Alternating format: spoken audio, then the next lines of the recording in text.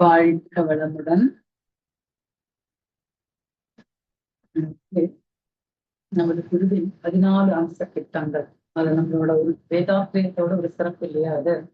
அதுல போர் இல்லா நல்லுலகம், இதை பத்தி நீங்க கொஞ்சம் பார்க்கலாம்.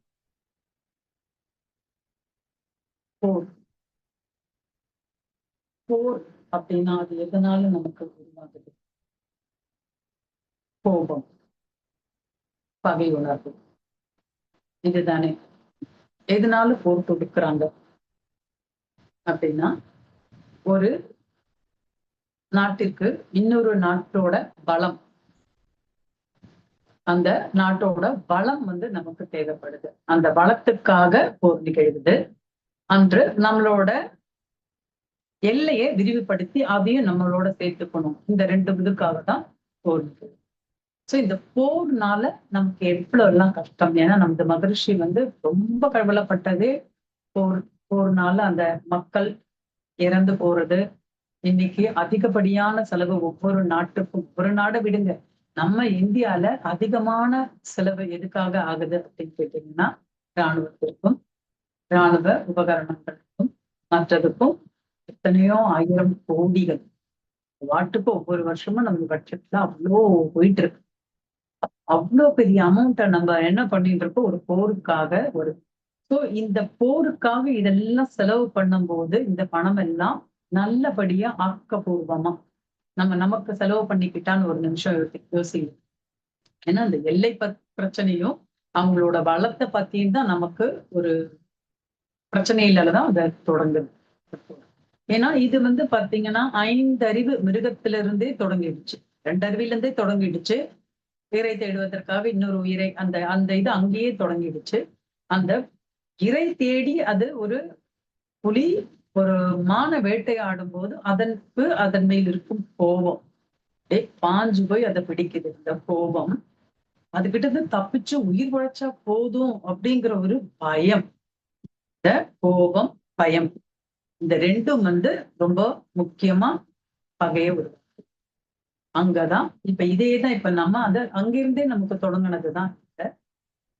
ஏன்னா இது பாத்தீங்கன்னா எதனால இந்த கோபம் அதிகமா என்னன்னா ஆசை.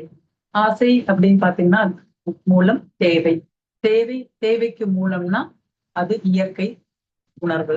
இயற்கை உணர்வுக்கு மூலம் பாத்தீங்கன்னா இறை. இப்ப இறைவனே தான் இந்த இடத்துல எல்லாத்துக்கும் காரணம், நம்மதான் இல்லைன்னு. இறைவனே. சோ இறைவனே என்ன பண்ண மிஸ் பண்ணிட்டாரு அப்படின்னு சொல்றாங்க அப்படின்னா, அந்த இறைவன் மனிதனாக படைத்த போதே நமக்கு அந்த உணர்வுகள் இல்லாம போனதுதான் இருக்கு. நமக்கு பாத்தீங்கன்னா கல்வி அறிவு அப்படின்னுவது எழுத்தறிவு, தொழிலறிவு, இயற்கை தத்துவ அறிவு, இறை உணர்வு. இது எதுவுமே நமக்கு அப்படியே அழகா நமக்கு தெரியாததுனால இன்னைக்கு அந்த பகை அப்படிங்கிற போது என்ன நிகழ்து. இப்ப இன்னைக்கு பாத்தீங்கன்னா இன்னைக்கு இந்த போர் அப்படிங்கிற ஒரு காரணத்துக்காக இன்னைக்கு நம்ம ஒவ்வொரு நாடும் எத்தனை வீரர்களை, இளமையான வலிவு பெற்ற வீரர்கள் எதற்காக பயன்படுத்தப்படுகிறார்கள் அப்படின்னு பாத்தீங்கன்னா, போருக்காக தயார்படுத்துறதுக்காக இராணுவம் பல கோடி லட்சங்களை செலவு செய்து கொண்டிருக்கு. அதெல்லாம் இல்லாம அந்த இடத்துல சுவாமிஜி சொல்றது ஒன்னே ஒண்ணுதான், உலகம் பொது ஆட்சி. பொதுவா ஒரே ஒரு ஆட்சியின் கீழ் இது அத்தனையும் வந்துட்டுன்னா எந்த ஊர்கிட்ட எந்த ஊர் போய் போர் பண்ண வேண்டியிருக்கு? ஒண்ணுமே இல்லையா? இந்த உலக பொதுவாட்சி அது நிச்சயமாவே கிடைச்சிருச்சுன்னா யாருக்கும் யார் மேலேயும் பகை இல்லை, யாருக்கும் எல்லாமே எல்லா இடத்துக்கும் கிடைக்குது. ஏன்னா இன்னைக்கு கம்யூனிகேஷனும் டிரான்ஸ்போர்டேஷனும் எவ்வளவு உயர்வா இருக்கு இல்லையா? இன்னைக்கு கம்யூனிகேஷன் நீ நினைச்ச மாத்திரத்துல எங்க இருக்கவங்க கூடயும் நல்லா பேசிக்க முடியும், பரிமாறிக்கொள்ள முடியும் நமது கருத்துக்களை, இதுவை எல்லாமே. அதே டிரான்ஸ்போர்டேஷன் எவ்வளவு ஃபாஸ்டா எந்த இடத்துல என்ன இருக்கோ அதை எடுத்து அடுத்த இடத்துக்கு போறதுக்கு. இப்போ ஒவ்வொரு வளமும் ஒவ்வொரு இடத்துல இருக்கும். இப்ப நமக்கு கனிம வளங்கள் மற்ற வளங்கள் எல்லாம் இருக்கு, நம்ம கிட்ட ஆயில் இல்லை, ஆனா அது அங்க இருந்து அவங்க கொடுக்குறாங்க. அதே அந்த அரபு நாடுகள்ல அவங்க கிட்ட ஆயில் நிறைய இருக்கு, ஆனா மத்த சோர்சஸ் எல்லாம் இல்லாம நம்ம கிட்ட இருந்து அந்த டிரான்ஸ்போர்டேஷன் மூலமா அப்படி எல்லா ஊருக்கும் இப்படிதான். இதுதான் பண்டமாற்று முறை மாதிரி, இதுதான் ஆதியில இருந்தே இருக்கு. ஆனா அது ஒரு ஸ்டேஜுக்கு மேல என்ன நடக்குதுன்னு கேட்டீங்கன்னா, அவர்களது அந்த கனிம வளத்தோட இதை பார்க்கும்போது இவங்களுக்கெல்லாம் ஒரு இது வந்துருக்கு. சோ அப்ப என்ன ஆகுதுன்னு கேட்டீங்கன்னா, இந்த பகை. அதனால எத்தனை உயிர்கள். இப்போ அங்கிருந்து ஒரு உயிரை பறிச்சா அவன் வீரன். அவன் வெற்றி பெற்று விட்டான். ஆனா நம்மள ஒரு நிமிஷம் யோசிச்சீங்கன்னா, அவன் கொலையாளி தானே. ஒரு கொலை செஞ்ச ஒரு எத்தனை கொலைகள் செஞ்ச ஒரு கொலையாளி. அந்த கொலையாளியின் குழந்தைகள் யாரெல்லாம்? சோ இப்படி பார்க்க போனீங்கன்னா எல்லா இடத்துலயும் பாவம் பதிவுகள். சோ முழுசா அந்த இடத்துல என்னன்னு கேட்டீங்கன்னா, அந்த எல்லா இடத்துலயும் காந்த களம் எதுல இருக்குன்னு கேட்டீங்கன்னா, அது அவங்களுக்கு தப்பு இல்லை அப்படிங்கறது ஒரு ஒரு கருத்தா அவங்க சொல்லலாம். ஏன்னா போர் வீரனின் இது என்னன்னு கேட்டீங்கன்னா, அவனோட தர்மம் என்னன்னா போர் செய்யணும் அப்படிங்கறது நம்ம பகவத்கீதை கூட சொல்லி அப்படி அப்படி நம்ம நினைப்போம் போயிட்டோம்னா அது ரொம்ப தப்பு. போரே வேண்டாமே. இந்த பகை உணர்வு நமக்குள்ள இருக்க போகதான் நமது. இப்ப இந்த ராணுவ வீரர்களை யோசிச்சு பாருங்க. நம்ம ஊர்ல மட்டும்தான் இந்த ராணுவ வீரர்கள் அப்படிங்கிறவங்க ஒரு ஏஜுக்கு அப்புறம் அவங்களை ட்ரீட்மெண்ட் கொடுத்து அனுப்பிச்சிடுவாங்க. அவங்க கொஞ்சம் நல்லாவே தான் இருப்பாங்க. என்ன இருக்கும் போதே தான் அனுப்பிச்சிடுவாங்க. அதாவது நாட்டையே காத்து கொண்டிருந்த ஒரு வீரனை, ஒரு போர் வீரனை எங்க கொண்டு வந்து நம்ம ஊரெல்லாம் வைக்கும் அப்படின்னு பாத்தீங்கன்னா, ஏதாவது மால்க்கும் ஏதாவது பெரிய பெரிய கம்பெனிகளுக்கும் காவலுக்கு இதுல கொண்டு போய் வைப்போம். என்ன பண்ணுவோம், அவங்களுக்கு கொடுக்கப்படும் இடம் எதுன்னு கேட்டீங்கன்னா, காவலாளியா அவங்களை கொண்டு போய் அதோட ஹெட்டா கொண்டு போய் வேணா நம்ம வைப்போமே தவிர, அநேகமா அவங்க என்ன காவலாளிகள் தான் சொல்லணும். ஆனா என்ன நடக்கும், இங்க சினிமா துறையிலும் மற்ற துறைகளிலும் இருக்கும் ஆட்கள் ஆனா ஆட்சிக்கு வரலாம். இப்ப யார் கையில நம்ம காட்சியை கொடுத்திருக்கணும், போர் வலிமை மிக்க அந்த நாட்டுக்காக பாடுபட்ட அவங்க கிட்ட கொடுக்கப்பட வேண்டியதெல்லாம் நம்ம வேற யார்கிட்டயோ கொடுப்போம். அவங்களெல்லாம் கொண்டு போய் காவலாளியே வச்சிடுவோம். கூர்க்கா வேலை கொடுத்துருவோம் அவங்களுக்கெல்லாம். எவ்வளவு ஒரு ஒரு என்ன சொல்றது, ஒரு அசிங்கமான ஒரு இது இல்லையா இந்த இதுவே. யாருக்கு கொடுக்கணும், யாருக்கு முக்கியத்துவம் கொடுக்கணுங்கிறது தெரியாத ஒரு நாடு ஜனநாயகம் அப்படின்னு சொல்லிட்டு. ஆனா இன்னைக்கு அரசியல்வாதி, அவன் அரசியல்வாதியா இருக்கான். அரசியல் அவன் என்ன சொல்லணும், அவன் இப்ப அரசியல் அப்படிங்கிறது என்னவா இருக்குன்னா தொழில் ஆயிடுச்சு. அது 10 ரூபா போட்டா 100 ரூபாய் எடுக்கலாம், 100 ரூபாய் போட்டா கோடி ரூபாய் எடுக்கலாம். இன்னைக்கு ஒருத்தவங்க அப்படியே அடிச்சுக்கிறாங்க. அரசியல்வாதியா உட்கார்ந்தா அந்த சீட்டு கிடைச்சிச்சா அந்த மினிஸ்டர் பதவி, எம்எல்ஏ, ஒரு கவுன்சிலர், ஒரு சாதாரண வார்டு மெம்பர், அவங்க கூட பாத்தீங்கன்னா அந்த 5 வருஷத்துக்குள்ள அவங்களோட லைஃப் ஸ்டைலே மாறிடுது. யாரோட ஊரை இது, சொந்த வீட்டுல திருடுற மாதிரி. அதுதான் இவங்க எல்லாம் பண்ணிட்டு இருக்காங்க. சொந்த வீட்டுல நம்ம வீட்டுக்கு சாவி நம்ம கிட்டதான் இருக்கு, நம்ம வீடு அது. அங்க போய் நான் வீட்டுக்கு எடுத்துக்கிட்டு இருக்கிறது அசிங்கமான கேவலமான ஒரு செய்தி. சோ இதற்கெல்லாம் காரணம் என்னன்னா நம்மளோட சர்வாதிகாரம் அப்படின்னு சொல்லிட்டு அவங்களெல்லாம் சொன்னாலும், அந்த சர்வாதிகாரம் சொல்லக்கூடியவங்களுக்கு கூட மனித நேயம் இருந்துச்சுன்னா இன்னைக்கு நமக்கு மனித நேயமற்ற ஒரு விடுதலை பெற்ற அமைப்பா நம்ம யோசிச்சு பாருங்க. இவ்வளவு கேவலமான ஒரு இது. இன்னைக்கு நம்மளோட ஜனநாயகம் படுகொலை எல்லாமே அது எங்க கொடுக்கணும். இப்போ நமக்கே ஏதாவது ஒண்ணு நமக்கு நல்லபடியா செய்ய முடியுதா? இந்த ராணுவ வீரர்களை அந்த போர்ல இருந்து வெளியில கொண்டு போருக்காக செலவிடும் தொகைகளை அப்படியே ஒரு ஆக்கப்பூர்வமா மக்களுக்காக செலவு பண்ணிட்டோம்னா, அந்த ஓர் உலக கூட்டாட்சி இருந்ததுன்னா இதெல்லாம் எங்க கிடைக்கும்? அவங்கவுங்க ஊருக்கு, அவங்கவுங்க மக்களுக்கு, அவங்கவுங்கள நாட்டுக்கு தேவையான அனைத்து வளங்கள் எல்லாம் திருடி திங்கிற அந்த இது பயம் வரும். அந்த இது அதுவும் கிடையாது. வளங்களை சுரண்டி ஒரு தனி மனிதன், ஏன்னா இதுதானே ஒரு தனி மனிதன் எப்படின்னா, என் சொத்து என்னோடது, உன் சொத்து என்னோடது, அப்படிதான் இன்னைத்த எல்லாரோட நினைப்பு இருக்கு. மத்தவங்களோட பொருட்களை திருடுறதுக்கோ களவாடுறதுக்கோ அதை மோஷ்டிக்கிறதுக்கோ எந்த கவலையும் அவங்களுக்கு எதை பத்தியுமே இல்லை. ஏன்னா யார பத்தியும் கவலை இல்லை, சுயநலம். இப்படி ஒவ்வொரு மனிதனும் சுயநலத்தோடு இருக்கும்போது தனி மனித அமைதி, தனி மனிதனுக்குள் இது நிகழாமல் எங்க போய் உலக அமைதியை பத்தி பேச முடியும்? பேசவே முடியாது. நம்ம ஒவ்வொருத்தருக்குள்ளேயும் போய் பதிஞ்சு நிற்க வேண்டியது என்னன்னு கேட்டீங்கன்னா, இது எல்லாத்துல இருந்தும் நம்ம வரணும்னா இந்த வேதாத்திரியம் மட்டும்தான் இது அத்தனையும் மீறி அந்த 14 அம்ச திட்டங்களும் அப்படியே நமக்கு கொண்டு வந்துட்டாங்கன்னா இந்த உலகத்துக்குள்ள ஒரு நிமிஷம் யோசிச்சு பாருங்க, எவ்வளவு சிறப்பு வாய்ந்த நாடா நம்ம நாடு இருக்கும். அனு எதுக்காக கண்டு அதுல இருந்து ஒரு எலக்ட்ரிசிட்டியை எடுத்து நம்ம ஊருக்கே உலகத்துக்கே சப்ளை பண்ணிட்டு இருந்தோம்னா அது ஆக்கபூர்வமான விஞ்ஞானம். இன்னைக்கு நம்ம என்ன பண்ணிட்டு இருக்கோம், ஒவ்வொருத்தங்கிட்ட நம்ம எதுக்கு பயப்படுறோம், கொரோனா எதுக்கு பயப்படுறோம், அணுகுண்டு. என்ன ஆச்சு அப்படின்னா அந்த விஞ்ஞானம் தவறாக பயன்படுத்தப்பட்டு இன்னைக்கு அது ஒரு பெரிய விஷயம். நான் அத்தனை வச்சிருக்கேன், நான் இத்தனை வச்சிருக்கேன், இப்ப போரே இப்ப அதுதானே நடந்துட்டு இருக்கு, இப்ப நடந்துட்டு இருக்கு. அந்த போருக்கு காரணம் என்ன? சோ இது அத்தனையும் மாறணும்னா மனிதருள், தனி மனிதருள், நம்ம போய் மொத்த பேரையும் எல்லாம் சொல்றது இல்லை, மொத்தம் ஒவ்வொரு மனுஷங்க கிட்டையும் உயிரறிவு உள்ளுணர்வா இருக்கணும். தலைவர்களுக்கு மட்டும் இல்ல. அப்பதான் உங்களுக்கு அந்த எதிரில இருக்க அந்த மனிதர்களின் ஒரு உசிருங்கிறது என்னோட இதுதான். எனக்கு எப்படியோ அதே அந்த உணர்வு நமக்கு முழுமையா அற்று போயிடுச்சு. அதனால என்ன நடக்குது அப்படின்னு கேட்டீங்கன்னா, நம்ம வந்து ஒவ்வொரு இடத்துலயும் யோசிச்சு பாருங்க, இந்த மிலிட்ரி மேன் எல்லாம் கூட்டிட்டு வந்து நல்லபடியா ஊருக்கு வேணுங்கிற ரோடு போடுறதுக்கும், ஊர் வாடுறதுக்கும், ஆறுகள், ஏரிகள், குளங்களை ஃபுல்லா இது பண்றதுக்கும், எல்லா வித செயல்களுக்கும் இவர்கள மாதிரி வலிமை பெற்ற ஒவ்வொருத்தரையும் நம்ம கூட்டிட்டு வந்து இத்தனையும் நம்ம நடத்திக்கிட்டு நமது கவர்மெண்ட் ஆசாத்தெல்லாம் போச்சுன்னா எப்படி இருக்கும்? ஒரு நிமிஷம் அப்படியே கற்பனை பண்ணி பாருங்க. அப்படியே எவ்வளவு அழகா இருக்கும். இப்ப இடிஞ்சு விழும் பிரிட்ஜு, அணைக்கட்டு இடிஞ்சு விழுந்துரும். ஏதாவது ஏதாவது தப்பா நடக்குமா? நிச்சயமா நடக்கும். ஏன்னா அவன் அத்தனை அளவுக்கு தெளிவா அழகா தன்னை அர்ப்பணித்து கொண்ட மனிதர்கள் அவர்கள். அப்ப அந்த அர்ப்பணித்து கொண்ட மனிதர்களை எதுக்கு கொண்டு போய் வேஸ்ட் பண்ணிட்டு இருக்கோம் கேட்டா, நம்ம ஒவ்வொரு ஊருக்கும் வந்து ஒரு படை வேணும், படைகளுக்கு இவங்க எல்லாரும் வேணும். இத்தனை மணி எவ்வளவு அப்ப நமக்கு எல்லாருக்கும் எல்லாமே எல்லா இடத்துலயும் கிடைக்குது அப்படிங்கிற பட்சத்துல ஓருலக கூட்டாட்சி வலுவா வந்துடுச்சு அப்படின்னா நமக்கு எந்த அந்த போரே போயிடுச்சு. அப்புறம் போருக்கான எந்த இதுவும் கிடையாது, நமக்கு அந்த எல்லை பிரச்சனையும் கிடையாது. நமக்கு எல்லை பிரச்சனை எந்த இடத்துக்கு, ஏன்னா இப்ப இன்னைக்கு வந்து பாத்தீங்கன்னா டிரான்ஸ்போர்டேஷன் நம்ம சொன்ன மாதிரி பயங்கர ஜெட் வேகத்துல போற ட்ரெயின் வந்தாச்சு, இன்னும் இதுல பறக்கக்கூடிய விமானங்களும் வந்துருச்சு. அப்படின்னும் போது கம்யூனிகேஷன் ஆகட்டும், இதெல்லாம் இதெல்லாம் நமக்கு என்ன சொல்றது, அறிஞர் பல விதத்துல நம்மள விஞ்ஞானிகள் அழகழகா கொண்டு வந்து கொடுத்திருக்க எல்லாத்தையும் எதற்காக நம்ம வேஸ்ட் பண்ணிட்டு இருக்கோம்.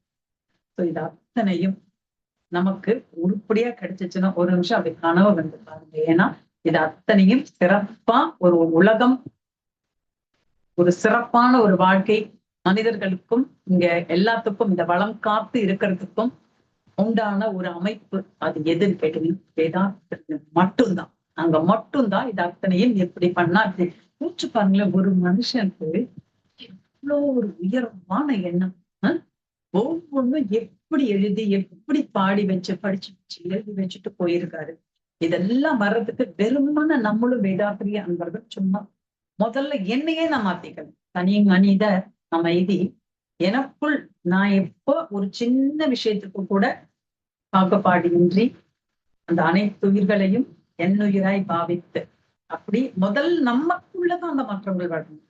இப்ப நம்ம வந்து அவங்க தப்பு இவங்க தப்பு இவங்க தப்புன்னு நம்ம சொல்லிட்டு இருக்கிறதுல ஒரு தனி மனிதர் ஒவ்வொருவரும் நம்ம கையில இருக்க அந்த இதுல மாத்திட்டு நம்ம குடும்பத்துக்குள்ள, ஏன்னா இந்த ரெண்டையும் நம்ம ஈஸியா செய்யலாம் இல்லையா, நான் மாத்திக்கலாம் என்ன அப்படி என்னோட மாற்றத்தை பார்த்து என் குடும்பத்துல இருக்க, ஏன்னா நம்ம குழந்தையில இருந்தே அதை பார்த்து வளரும் போது அது அப்படிதான் வளரும். நம்மளை பார்த்துதான் வளரும் குழந்தைங்க, அது அழகா வளரும். நம்ம குடும்பத்திற்கும் என்னை சுற்றி என் குடும்பத்தை சுற்றி இருக்கும் அனைத்தும் அப்படியே கொஞ்சம் கொஞ்சமா மாறும். அழகா உலகம் எல்லாமே மாறும். சோ இங்கேயே இன்னும் என்ன சொல்ற குடும்பம் இப்படி சண்டை முடியவே இல்லை. இன்னமும் இங்கேயே நான் பிடிச்சுக்கிட்டு நின்றுட்டு இருக்கேன்னா வேதாப்பிரிய அன்பர்கள், வேதாப்பிரியம் அப்படிங்கறது நான் கற்று சும்மா அதை காது வழியா கேட்டுட்டு இந்த காதுல விட்டதுக்கு நமக்குள்ள இந்த மாற்றம். ஊரில்லா நல்லுலகம் வேணுங்கிறது மட்டும் வெறும் கனவா இல்ல மகிழ்ச்சி பாடி வச்சுட்டு போன ஒரு பாடலா அப்படி பார்க்காம எல்லாருக்குள்ளயும், ஏன்னா இந்த பகை உணர்வு இல்லாம, ஏன்னா இப்ப இன்னைக்கு ஒரு அண்டை நாடு இப்ப என்ன ஏன்னா இது எங்க எல்லாம் தப்பு நடந்தது அப்படின்னு கேட்டீங்கன்னா அந்த மக்களுக்குள்ள என்ன சொல்றது மதம் ஜாதி இனம் வேறுபாடுகள் அப்படி எதுவுமே இல்லாம அவங்கவங்களோட வழியில நல்லபடியா நடந்துட்டு போயிட்டு எங்க போறதுனாலும் இப்ப எல்லை கோடுகள், அந்த எல்லை கோடுகள்ல தானே அடிச்சுக்கிறோம். எல்லைக்கோடுகள் கடலும் மலையும் இதுலயும் போய் போட்டுட்டு அந்த எல்லைக்கோடுகளுக்கு சவரை எழுப்பிட்டு இருக்காங்க. இப்ப நீங்க உட்கார்ந்துட்டு தேவையா சவரை எழுப்பி அப்படியே என்ன சொல்றது இது பண்ணா இப்படி எல்லாம் ஆறதுக்கு ஒரு காரணம் என்ன அப்படின்னா போனா ஒரு இடத்த சுரண்டிடணும் மொத்தமா. இந்த நிலப்பகுதியில இருக்கிற கனிம வளங்கள் மற்ற அனைத்து வளங்களையும் எடுத்துடணும். இப்படி ஒவ்வொரு இடத்துலயும் நம்ம இப்ப எல்லாருக்கும் எல்லாம் கிடைக்குதுங்க. எல்லாம் ஒண்ணா ஆயிடுச்சு, ஓரளவுக்கு கூட்டாட்சி ஆயிடுச்சு. எந்த இடத்துக்கு என்ன வேணுமோ அது அப்பப்ப டிரான்ஸ்போர்டேஷன் ஃப்ரீயா ஜாலியா இருக்கு, போயிட்டு வருது. எல்லாமே கிடைக்க பெற்று விட்டால் அப்புறம் நமக்கு என்ன பிரச்சனை இருக்கு? எல்லாமே எல்லா இடத்துலயும் கிடைக்குது. யாரும் எந்த ஊருக்கு போகும்போது விசா வேணா பாஸ்போர்ட் வேணாம் எங்க வேணா போகலாம். இப்ப நீ அந்த ஊருக்கு போய் எதையா தூக்கிட்டு வந்துருவேங்கிற பயத்துலதான் அங்கங்க உனக்கு விசா பாஸ்போர்ட் உன்னை நறுக்கி ஒரு இடத்துல நிக்க வைக்கிறாங்க. அதுவும் நம்ம மக்கள் போனாங்கன்னா வரும்போது ஒரு 100 வெட்டியை தூக்கிட்டு வந்துருவாங்க. அந்த விட்டுட்டாங்கன்னா அவ்வளவுதான். சோ இதெல்லாம் தேவையில்லை. அந்த ஊருக்கு கையை வீசிட்டே போங்க. ஒரு சின்ன பேக் என்னாவது எடுத்துட்டு போய் அங்க வேணுமா அங்கேயே வாங்குங்க, அப்படியே பண்ணுங்க, அப்படியே முடிச்சுக்கோங்க. எல்லாம் அந்த மணியோட இது எவ்ரிதிங் ஒரு மாதிரி அழகான ஒரு அமைப்புக்குள்ள வந்துருச்சுன்னா இது எதுவுமே ஜாலியான வாழ்க்கை. இதெல்லாம் நமக்கு கிடைக்கல. நம்ம அடுத்த சந்ததிக்கு கிடைக்குமா தெரியாது. டேஸ்ட் 2 சந்ததியாவது இதெல்லாம் நிகழணுங்கிறது நமக்கு மகிழ்ச்சியோட ஆசை கனவு. இல்லாத அந்த நல்ல உலகம், பொருள் துறையின் சம நீதி இதெல்லாம் இருந்ததுன்னா ஏதோ ஒரு சிறப்பு. சோ இந்த பகை உணர்வு இப்ப நம்ம போருக்கு நாடுகளோட ஒப்பிட்டு இப்ப நமக்கே பக்கத்து வீட்டுக்கும் நமக்குமே இருக்கிற ஒரு சின்ன பிரச்சனை. ஒரு அடி அந்த பக்கம் தள்ளி காம்பவுண்ட வச்சு கல்ல தள்ளி வச்சு சின்ன சின்ன விஷயம். அந்த கல்லு ஒரு பக்கம் தள்ளி வச்சதுலயோ இந்த பக்கம் இது பண்ணதுலயோ இருக்கலாம். ஏன்னா இன்னைக்கு விற்கிற விலைவாசி. ஆனா அது ஒரு பெரிய விஷயமா ஒரு ஊர் பகையா வச்சுக்கிட்டு பெரிய ஒரு பிரச்சனையை சொன்னாங்க. அனைத்தும் சகோதரத்துடன் அனைத்தோடும் ஒன்றிய நிலையில் அந்த உயிர் அறிவு உண்ணுணர்வா நமக்கே முதல்ல வரணும். தனி மனிதனுக்கு வந்தாதான் நம்ம இப்ப உலகத்துல இருக்கவங்க கிட்ட எல்லாம் உலகத்தில் உள்ள பொறுப்புடைய தலைவர் எல்லாம் உயிரறிவை உள்ளுணர்வு நாம பெற்றணும். உயிரறிவை உள்ளுணர்வாய் ஒவ்வொரு தனி மனிதனும் பெற்று விட்டால் யாருமே கிடைச்சிடும். ஒவ்வொருத்தருக்குள்ளேயும் நிகழ வேண்டிய ஒரு நிகழ்வு. இந்த நிகழ்வு நிகழ்ந்துருச்சுன்னா அப்ப நம்ம சொல்ற அந்த காந்த களத்தை விரிஞ்சு தைரியமா நம்ம சொல்லிக்கிட்டே இருக்கணும். காந்த களத்தை முழுமையா தூய்மைப்படுத்தி அந்த உணர்வை எல்லாருக்குள்ளேயும் கொண்டு வர்றதுக்கு நம்ம கிட்ட மட்டும்தான் மகிழ்ச்சி கொடுத்துட்டு போன அந்த உயர்வான எண்ணங்கள், உயர்வான அந்த இது இருக்கு. சோ நம்மளே சறுக்கிடக்கூடாது. சறுக்காம கரெக்டான இடத்துல நின்று வாழ்த்துங்க, நிறைஞ்சு வாழ்த்துங்க. உங்களுக்குள்ள உங்களை நீங்களே ஆராய்ச்சி பண்ணுங்க. பண்ணி நம்ம தூய்மைப்படுத்திக்கிட்டு நம்ம கையில இருக்க தவறுகளை சரி பண்ணிக்கிட்டு நம்ம குடும்பம் தனி மனிதன் என் அமைதி அது யாரும் கெடுக்க முடியாது. நம்ம என்ன நினைச்சுக்கிட்டு அவங்க கெடுத்துட்டாங்க எங்க நான் கரெக்டா அந்த இடத்துல நான் வந்துட்டேன்னா யாரும் டச் கூட அந்த உணர்வு எல்லாருக்கும் என்னை யாரும் அப்படியெல்லாம் அசைச்சிட முடியும். இது நான் அப்படிங்கிற அந்த உணர்வோட நம்ம வரைக்குமாவது சரி பண்ணிக்கிட்டோம்னா வேதாத்திரி மகரிஷிக்கு நம்ம செய்யும் மிக பெரிய ஒரு நன்றிகள். சோ இத உணர்வா நம்ம எல்லாம் தெரிஞ்சுக்கிட்டு அடுத்தடுத்து நம்ம என்னென்ன நம்மளால செஞ்சு வச்சுட்டு போக முடியும். ஏன்னா நமக்கு கிடைக்கல, அடுத்த ஜென்ரேஷன் திரும்ப இப்ப கொஞ்சம் வருஷமா இல்லாம இருந்தது இந்த போரெல்லாம். அந்த 20 வார்க்கு அப்புறம் கொஞ்சம் நல்லா அமைதியா இருந்தது. இப்ப யோசிச்சு பாருங்க, இந்த போரினால் இத்தனை எங்க வீட்டை சுத்தி இருக்கிற அத்தனை சின்ன சின்ன கடைங்க அந்த தெருவோரத்துல வித்துக்கிட்டு இருந்தா அவங்களுக்கு என்ன சிலிண்டர் கிடைக்கல.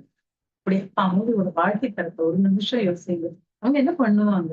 அவங்களுக்கு டெய்லி இன்கம் அதுலதான். அந்த ஹோட்டல்ல அவங்க நிறுத்தியாச்சு, அந்த ஹோட்டல்ல வேலை செய்யறவங்களுக்கு வேலை போயிடுச்சு, அந்த சின்ன சின்ன கடைகள் வச்சு பழச்சுக்கிட்டு இருக்கவங்களுக்கு வேலை போச்சு. எத்தனை பாருங்க. இப்ப நம்மள மாதிரி ஓரளவு இதுல இருக்கவங்க எல்லாம் தப்பிச்சுக்கோங்க. ஏன்னா நம்ம ஏதோ அப்படின்னு நமக்கு என்ன அந்த பேராசை என்ன பண்ணிடுறோம், ஒரு வந்துரும் எல்லாத்தையும் வாங்கி வச்சுக்கோ. சோ அந்த கேஸை எடுத்து வச்சுக்கணும், உள்ளே 2-3 எடுத்துக்கணும், பொருளை வாங்கிக்கணும், அப்படி எல்லாம் மத்தவங்களோட பொருளை சூறையாடும் தன்மை.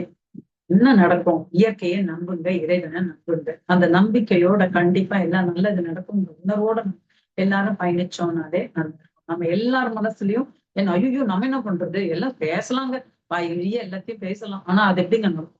2 கேஸை வாங்கி வச்சுக்கிறது நல்லது. நான் எனக்கு என்ன வேணுமோ அது வாங்கிக்கிறது. பெட்ரோல் பங்க்ல இன்னைக்கு யோசிச்சு பாருங்க, ஒரு ஒரு இடத்துல ஏதாவது ஒரு இது வருது அப்படின்னா அவங்க அடுத்த நிமிஷம் பண்ற செய்கை என்ன அப்படின்னா பதுக்கல். அந்த பதுக்கல்னால விலை உயருது. இன்னைக்கு ஒரு கேஸோட விலை 8000 ரூபாய், 1500 ரூபாய். பப்ளிக் சிலிண்டர் வீட்டுக்குள்ள அந்த சிலிண்டர் 1500 ரூபாய் வித்துட்டு சிலிண்டர் 8000 ரூபாய். எவனால வாங்கி குடும்பம் கடன் நடத்த முடியும்? யோசிச்சு பாருங்க. எங்களை சுத்தி எனக்கு தெரிஞ்சு என்னோட நான் சொல்லியிருக்கேன், எப்பவுமே சொல்லுவேன், சுத்தி எங்களை சுத்தி பயங்கர ஃபுட் ஷாப்ஸ், ஃபுட் ஏரியாவே தான். அதே அளவு ஹாஸ்பிட்டலும் நிறைய அப்படின்னு சொல்லிட்டு பாத்தீங்கன்னா எல்லாமே கொஞ்சம் கொஞ்சம் கொஞ்சம் ரோடெல்லாம் 8:30 மணி 9 மணிக்கெல்லாம் க்ளோஸ் ஆயிடுது. அந்த கொரோனா டைம்ல நமக்கு ஒரு அமைதி இருந்துச்சு தெரியுமா? அந்த மாதிரி 8:30 மணிக்கு மேல ஒண்ணும் இல்ல, நமக்கு கட கட கட சாப்பிட்டு போயிட்டே இருக்காங்க. இதே நிலைமை நீடிச்சுச்சுன்னா அவங்க எல்லாம் என்ன பண்ணுவாங்க சாப்பாட்டுக்கு? ஏன்னா டெய்லி அவங்களுக்கு கிடைக்கிற வருமானம் தடைப்பட்டு நிற்குது. எல்லாமே இதுவா இருக்கு. சோ இதையெல்லாம் பார்க்காம இந்த அரசியல் திருடன் தான் சொல்லணும். அரசியல் திருடர்கள்.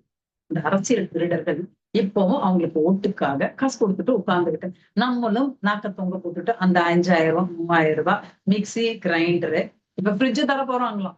ஃப்ரிட்ஜ் அது கூப்பன் கொடுக்குறாங்களாம். எதுக்கு இதெல்லாம் வாங்குறீங்க? எங்களுக்கு அதெல்லாம் வேணாங்க. எங்களுக்கு இலவசமா மருத்துவம் கொடுங்க, இலவசமா கல்வி கொடுங்க.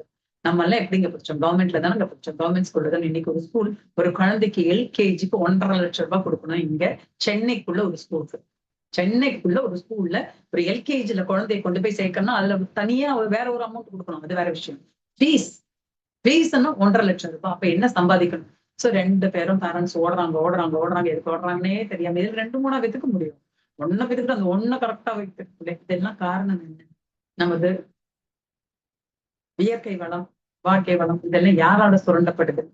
இந்த உணர்வெல்லாம் நமக்குள்ள ஒவ்வொருத்தருக்குள்ளேயும் கரெக்டா வந்ததுன்னா என்ன பண்ணணும், எது நடந்தா நல்லா இருக்கும், தெளிவா நம்ம தான் இருக்கணும். முதல்ல இந்த அரசியல் அமைப்பை தப்பு சொன்ன இல்லையா, அது யார்கிட்ட கொடுக்கணுங்கிறதே தெரியாம இன்னைக்கு நம்ம கொடுத்துட்டு இருக்கிறதே தப்பான ஒரு இதுதான். அவங்க ஏதோ கவர்மெண்ட் காசு எடுத்து நமக்கு கொடுத்துட்டு இருக்காங்க. யார் வீட்டு காசு எடுத்து யாருக்கு கொடுக்கணும்? யோசிச்சுக்கலாம். அதுக்கு எனக்கு ஆக்கப்பூர்வமா கொடுக்கலாம் இல்ல. எனக்கு என்ன வேணும்? இப்ப இன்னைக்கு கேஸ் இருக்கு, அதுக்கெல்லாம் என்ன பண்ணணும்? என்னோட மக்கள் கஷ்டப்படக்கூடாது அப்படிங்கிற நினைப்போட அதுக்கு கொடுத்துட்டு இருக்கலாமே. வீடு வீடா பாத்திரம் என்ன, வெஷன் என்ன, தையல் மிஷின் என்ன, ஏசி என்ன, ஃப்ரிட்ஜ் எல்லாமே இது போதுமாங்க உங்க வாழ்க்கைக்கு? தமிழ்நாடு நம்மளோட நம்ம ஊர்ல நமக்கு என்ன வளம் எவ்வளவு இருக்கு. இந்த இயற்கை எவ்வளவு அழகா கொட்டி கொடுத்துருக்கு. நம்ம அந்த எல்லாத்தையும் யாரோ ஒருத்தர் சுரண்டி சாப்பிட்டு இருக்கான். அவனுக்கு பாதுகாப்பு கொடுத்துக்கிட்டு, அவனுக்கு ஓட்ட போட்டுக்கிட்டு, அவனும் கூட்டிட்டு வந்து அமைச்சிட்டான். அப்ப யார்கிட்ட இருக்கு? சோ மாற்றம் எங்க நிகழ்னா நம்ம ஒவ்வொருத்தருக்கிட்டையும் மாற்றங்கள் நிகழ்ந்து ஏன்னா இது உண்மையா பாத்தீங்கன்னா எப்ப வேதாத்திரிய அன்பர்கள், அதுவும் சிறப்பா இத முழுமையா தெளிவு பெற்ற அந்த அன்பர்கள் எல்லாம் அரசியலுக்குள்ள வரணும்னு சொல்லுவாங்க. அவங்க கிட்ட திருப்பி திருப்பி திருப்பி திருப்பி மக்கள் மனதுல போதனையா கொண்டு போகணும். தான் வாழ்க்கை, இப்படிதான் வாழ்க்கை. 14 அம்ச திட்டங்கள் ஒண்ணு ஒழுக்கமா நடந்ததுனாலே முடிஞ்சு போச்சு. வாழ்க்கை வேற லெவல்.